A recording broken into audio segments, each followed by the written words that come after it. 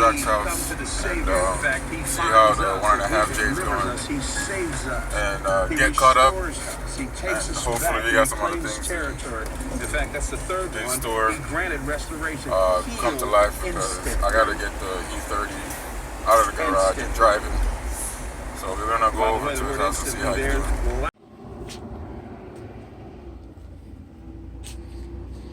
Oh, looks like he got the head on. Intake manifold is on. Fuel rail is on, and the injectors are in. So looks like he's halfway there. Oh, everything is all greased up. Oh yeah, it's coming along.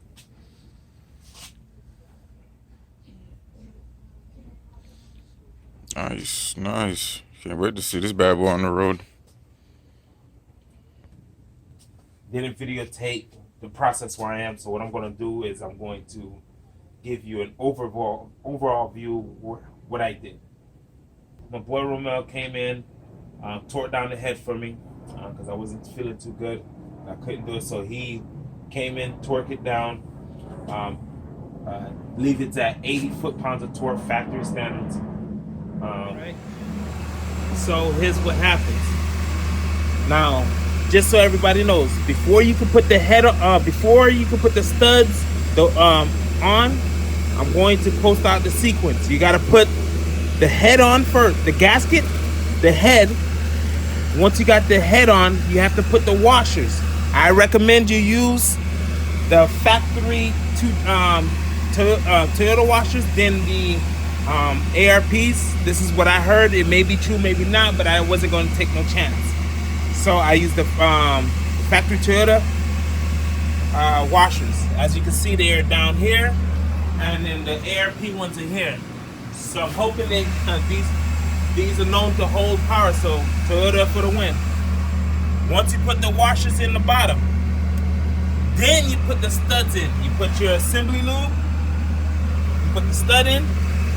Once you have the studs in, then you put your nut. Your nut is the last thing you're going to put on the cylinder head.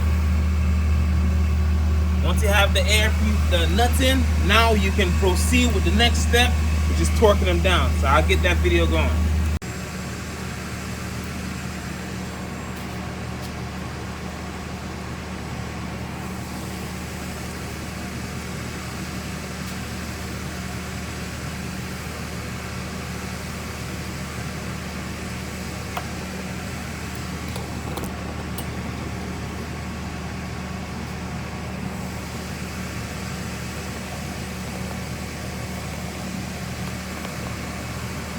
Why don't you get a new one of this?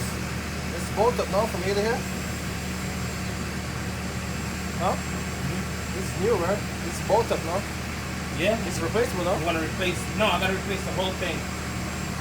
Oh.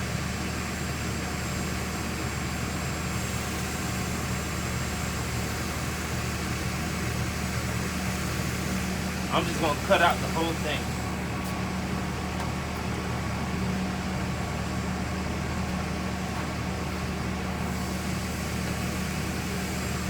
Talk to your wife.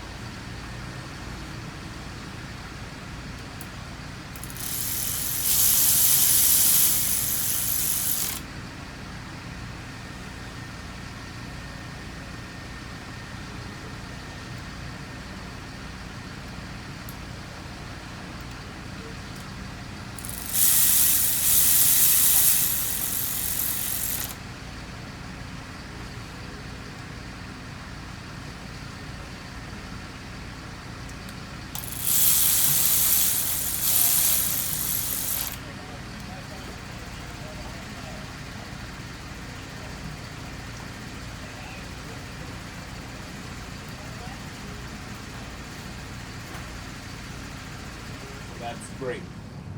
So after I had the head on, I had to put the cams down. So we had to put the cams down. You have your cam caps. There's a lot of great videos on here. Jay from Will Street was one of the videos I took real understanding on because, well, it's Jay from Will Street.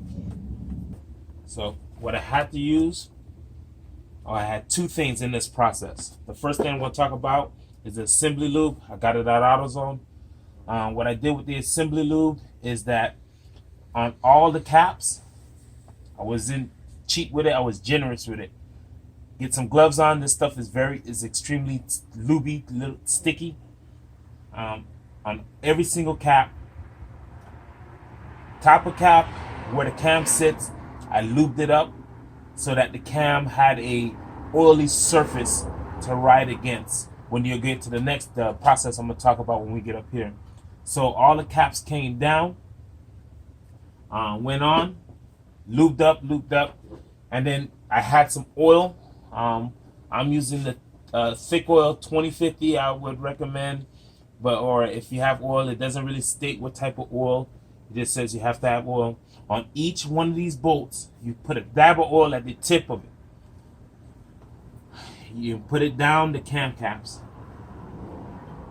So that way, even the one that's up here, so that way each cap has the lube in it, and each bolt has a little bit of oil. You don't have to drench the whole thing.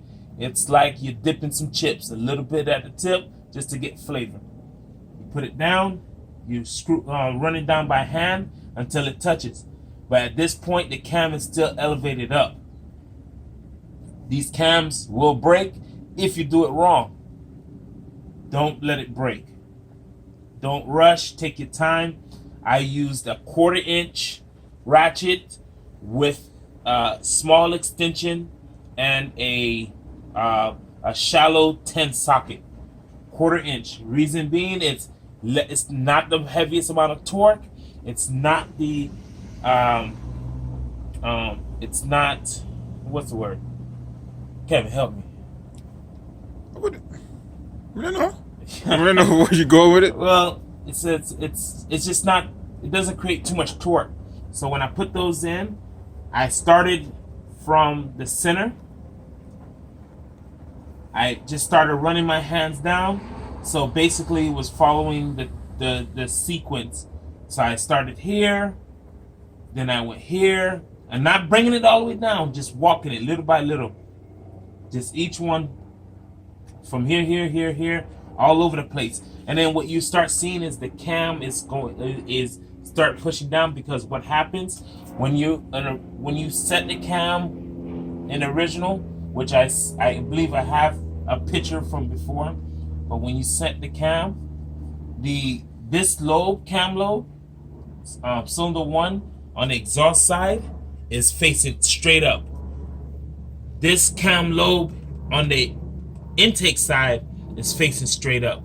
So when you are putting the exhaust cam down, you're pushing down at the cylinder 6 valve down, and when you're putting this cam on, you're pushing cylinder 1 valve down.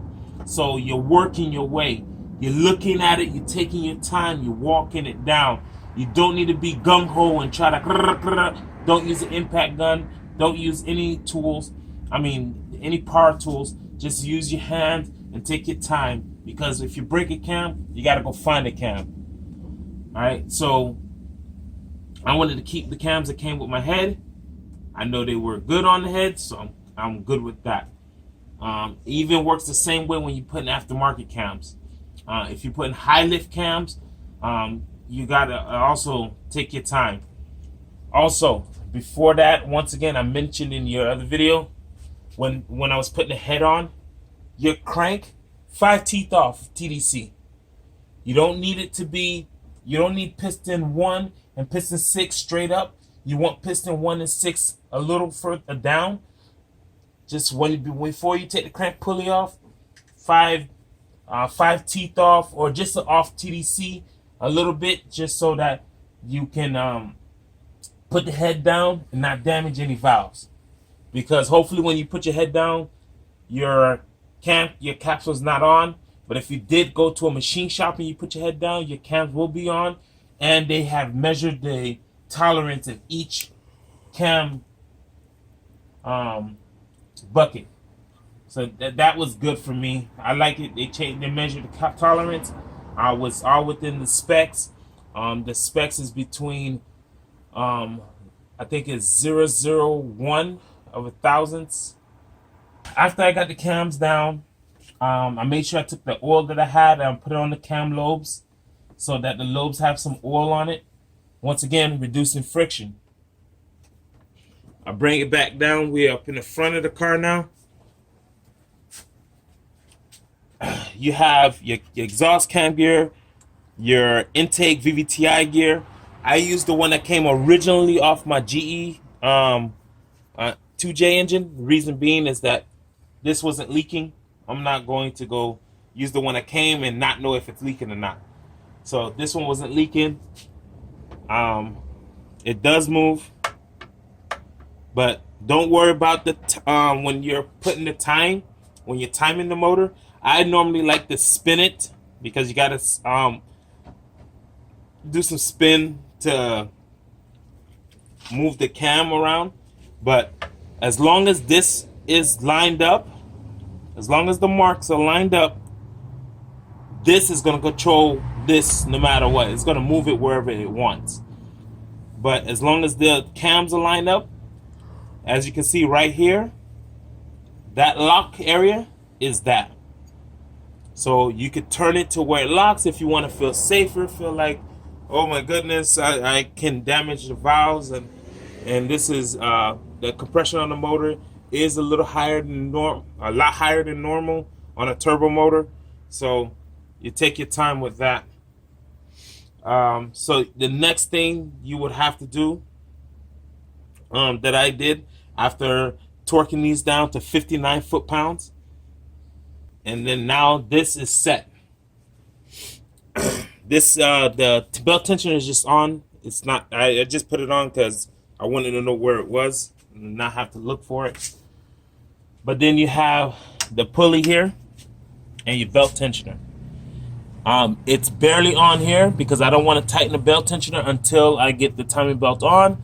And when I tighten it, I will pull the pin. But right now it's just on. The crank is off TDC. That it will go back to time when I put the crank back on, the crank pulley back on. Power steering pump. Sure.